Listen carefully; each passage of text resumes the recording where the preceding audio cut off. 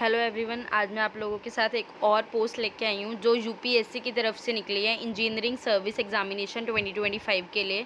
ये आपके आज ही नोटिफिकेशन आया है और इसकी फॉर्म फिलिंग आज से स्टार्ट हो चुकी है और लास्ट डेट आपकी 8 अक्टूबर रहेगी। तो 8 अक्टूबर तक आपने अपने फॉर्म वगैरह फिल करने हैं। जो इंपॉर्टेंट पॉइंट्स है, कैसे फिल करना है, क्या प्रोसीजर रहेगा, कौन कौन सा एग्ज़ाम होगा, उनका सिलेबस क्या, सारा इस वीडियो में लास्ट तक हम डिस्कस कर लेंगे।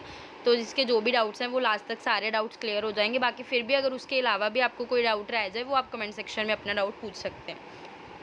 अगर अप्लाई करना ऑनलाइन मोड से आपने अप्लाई करना, वेबसाइट पे जाना, आपको लिंक आपको डिस्क्रिप्शन में मिल जाएगा। वेबसाइट पे अपने आप को रजिस्टर करना, OTP आएगा, फिर आपने फॉर्म फिलिंग स्टार्ट करनी है। बाकी आपको PDF मिल जाएगी, PDF से एक बार सारा कुछ गो थ्रू हो जाना, उसके बाद ही फिल करना। ऑनलाइन एप्लीकेशन फिल स्टार्ट हो चुके हैं 18 से, आज से स्टार्ट हो चुके हैं और ये कब तक रहेंगे, 8 अक्टूबर शाम के 6 बजे तक रहेंगे। उससे पहले पहले आपने फिल कर देना है, ठीक है। उसके अलावा जो इंपॉर्टेंट पॉइंट्स हैं हम उनको कवर कर लेते हैं। जो ये रिक्रूटमेंट्स आई हैं ये टोटल 4 कैटेगरीज में आई हैं। कैटेगरी 1 सिविल इंजीनियरिंग है, category 2 mechanical engineering, category 3 electrical engineering and category 4 electronics and telecommunication engineering. इन 4 में वैकेंसीज आई हैं और जो टोटल वैकेंसीज़ की बात करें, it is expected to be 232 vacancies. इसमें आपकी 232 वैकेंसीज़ हैं, इंक्लूडिंग 12 जो PWD के लिए है और 5 वैकेंसीज़ हार्ड ऑफ हियरिंग, मतलब जैसे भी हैं। टोटल आप 232 के पास वैकेंसी समझो।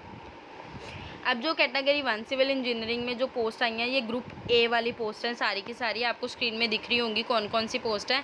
Central engineering service, central engineering service roads, civil engineering post survey of India, आप ये देख सकते हो। मैं एक बार स्क्रॉल कर रही हूँ। कैटेगरी 2 में आपकी group A and group B की पोस्ट है। कैटेगरी 3 में अगेन आपके पास group A and group B की पोस्ट है, सर्विसेज है।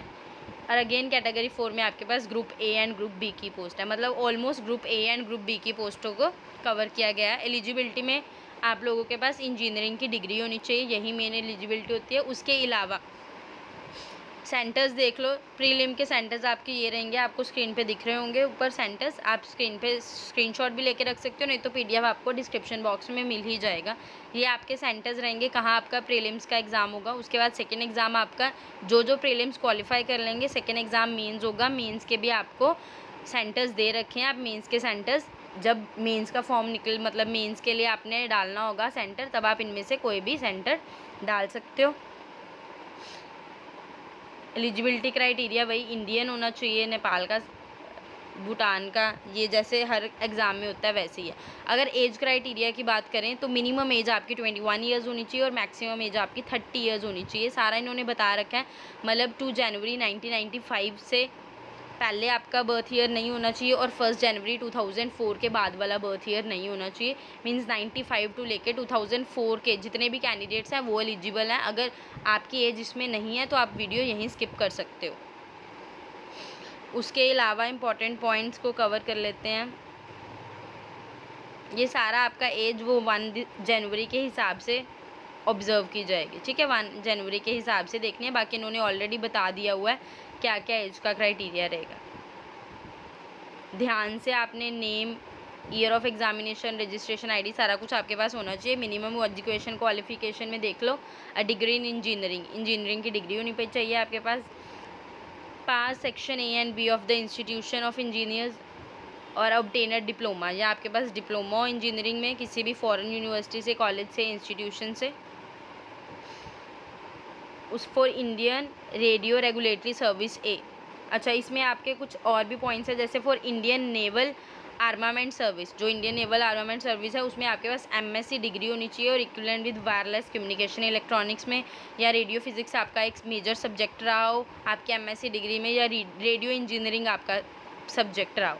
और अगर Indian radio regulatory service group A की है, इसमें आपके पास MSc डिग्री होनी चाहिए विद वायरलेस कम्युनिकेशन इलेक्ट्रॉनिक्स, या रेडियो फिजिक्स की होनी चाहिए, या रेडियो इंजीनियरिंग की होनी चाहिए, या मास्टर डिग्री साइंस में होनी चाहिए with physics and radio communication और इलेक्ट्रॉनिक्स और टेलीकम्युनिकेशन। ये स्पेशल सब्जेक्ट आपका होना चाहिए, तभी आप एलिजिबल हो for Indian radio regulatory service group A post के लिए।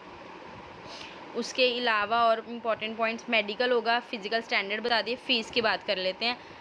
फ़ीस फीमेल्स के लिए SC ST एंड PWD के लिए कोई भी फ़ीस नहीं है। उसके अलावा जो फ़ीस है वो 200 रुपीज़ फ़ीस रहेगी, ठीक है, 200 रुपीज़ फ़ीस रहेगी। बाकी आपने क्लोजिंग डेट आपकी 8 अक्टूबर है, टिल 6 o'clock तक आपने अपनी फ़ीस वगैरह भी क्लियर करनी है। फ़ीस की कोई रिफंडेबल नहीं है, एक बार आपने भर दी है तो आपकी फ़ीस जा चुकी है उनकी तरफ से, ठीक है। उसके अलावा अप्लाई करने के लिए हमने देख ही लिया वेबसाइट, ये लिंक पे जाना आपने www.upsconline.nic.in पे आपने जाके अपना फॉर्म फिलिंग करनी है। इसके अलावा मैं आपको सिलेबस वगैरह देख लेते हैं हम थोड़ा सा। वैसे यहाँ पे फ़िज़िकल रिक्वायरमेंट्स भी लिख रखी हैं, अगर किसी ने देखना हो वो यहाँ पे देख सकता है फ़िज़िकल रिक्वायरमेंट्स में क्या क्या चीज़ें ज़रूरत है वो आप देख सकते हो। बाकी मेन आ जाओ, जो इम्पोर्टेंट है उसको कवर कर लें, कौन कौन सा पेपर होना है, पेपर में क्या क्या आएगा। देखो चलो प्लान ऑफ एग्जामिनेशन में आ जाते हैं। तो स्टेज 1 आपकी होगी प्रीलिम एग्ज़ाम, जो ऑब्जेक्टिव टाइप पेपर होगा। सिलेक्टेड कैंडिडेट्स के लिए स्टेज 2 होगी। स्टेज 2 मेन एग्ज़ाम है। Engineering service main stage 2 examination है। स्टेज 2 में आपका कन्वेंशनल टाइप पेपर्स होगा और स्टेज 3 आपका पर्सनैलिटी टेस्ट होगा, मतलब आपका इंटरव्यू होगा। जो इंजीनियरिंग प्रीलिम्स है, जो 2 ऑब्जेक्टिव मतलब मल्टीपल चॉइस क्वेश्चंस आएंगे आपके मैक्सिमम 500 मार्क्स के। पेपर 1 आपका 200 मार्क्स का रहेगा एंड पेपर 2 आपका 300 मार्क्स का रहेगा। जो इसमें क्वालिफाई करेंगे वही सेकंड स्टेज मेंस में एलिजिबल होंगे। फिर उसके बाद जो मेंस क्वालिफाई करेंगे वो कहाँ पे जाएंगे, उनका इंटरव्यू होगा और इस हिसाब से आपकी फ़ाइनल मेरिट लिस्ट बन के तैयार होगी। अगर हम नेगेटिव मार्किंग की देखें ऑब्जेक्टिव टाइप पेपर में, मतलब फर्स्ट पेपर मतलब जो आपका प्रीलिम्स का एग्ज़ाम है उसमें 1/3 ऑफ द नेगेटिव मार्किंग आपको देखने को मिलेगी।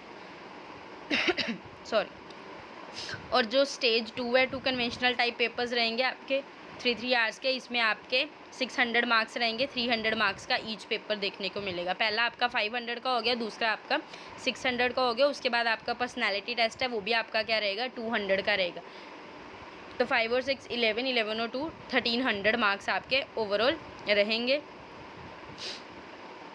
उसके अलावा सब ये देख लो पेपर। जो कैटेगरी 1 है, कैटेगरी 1 सिविल इंजीनियरिंग में पेपर 1 आपका जनरल स्टडीज़ और एप्टीट्यूड का होगा, 2 आवर्स का 200 मार्क्स होगा। और सेकंड पेपर आपका सिविल इंजीनियरिंग का ही होगा, आपके सब्जेक्ट का 300 मार्क्स का 300 मार्क्स का होगा। ऐसे ही सेम मैकेनिकल वालों के लिए सेकंड पेपर मैकेनिकल का हो जाएगा, इलेक्ट्रिकल के लिए सेकंड पेपर इलेक्ट्रिकल का हो जाएगा एंड इलेक्ट्रॉनिक्स एंड टेलीकम्युनिकेशन के लिए सेकंड पेपर वो हो जाएगा। फर्स्ट पेपर सबके लिए ऑलमोस्ट सेम है, ठीक है। अगर मेंस का देखें तो सिविल इंजीनियरिंग है तो दोनों पेपर आपके सिविल इंजीनियरिंग से ही, पेपर 1 भी पेपर 2 भी दोनों 3 आवर्स के 300 मार्क्स के होंगे। मैकेनिकल वालों का मैकेनिकल है, इलेक्ट्रिकल वालों का इलेक्ट्रिकल का रहेगा और इलेक्ट्रॉनिक्स वालों का इलेक्ट्रॉनिक्स का रहेगा, ठीक है। पर्सनैलिटी टेस्ट आपका 200 मार्क्स का है, वो हमने ऊपर ही डिस्कस कर लिया हुआ है। ऑलमोस्ट हमने सारे के सारे पॉइंट्स डिस्कस कर लिए हैं। बाकी यहाँ पे सिलेबस आ गया, जो कॉमन पेपर का सिलेबस, जो पेपर 1 सभी के लिए कॉमन है, हर कैंडिडेट के लिए, चाहे वो जिस मर्जी कैटेगरी वाले एग्ज़ाम में जा रहा है, सिविल में जा रहा है, इलेक्ट्रॉनिक्स में जा रहा है, जिसमें मर्जी जा रहा है, उनका पेपर सेम रहेगा। ये आपको सिलेबस देखने को मिला है। बाकी उसके बाद सिविल इंजीनियरिंग का जो एग्ज़ाम का सिलेबस है पेपर 1 का वो ये है। पेपर 2 का मैं स्क्रॉल कर रही हूँ, आप स्क्रीनशॉट भी ले सकते हो, बाकी PDF में आपको सारा कुछ मिल ही जाएगा। मैकेनिकल इंजीनियरिंग का ये रहेगा, ऐसे पेपर 2 मैकेनिकल इंजीनियरिंग। उसके बाद इलेक्ट्रिकल इंजीनियरिंग का पेपर 1 का सिलेबस है, पेपर 2 का सारा सिलेबस आपको साथ के साथ ही दे रखा है, सो दैट आपको कोई भी प्रॉब्लम ना हो। PDF डाउनलोड कर लो, सिलेबस डाउनलोड करके अपनी स्टडी तैयार कर लो, स्टार्ट कर दो। जिसने करना ही करना है, जिसका मेन टारगेट है, जिसने जो कब से वेट कर रहा था इस फॉर्म का, ये फॉर्म आए। पिछली बार भी अराउंड सितंबर में ही आया था, पिछली बार 9 सितंबर के पास आया था, इस बार 18 सितंबर के पास आया। तो अपने तैयारी के लिए रेडी हो जाओ। बाकी अगर अभी तक चैनल को सब्सक्राइब नहीं किया, चैनल को सब्सक्राइब कर लो, बेल आइकन को हिट कर लो। बाकी फिर भी अगर आपके पास कोई डाउट रह गया आप कमेंट सेक्शन में पूछ लो, वैसे हमने सारा कुछ ऑलमोस्ट कवर कर लिया हुआ है। Thank you so much.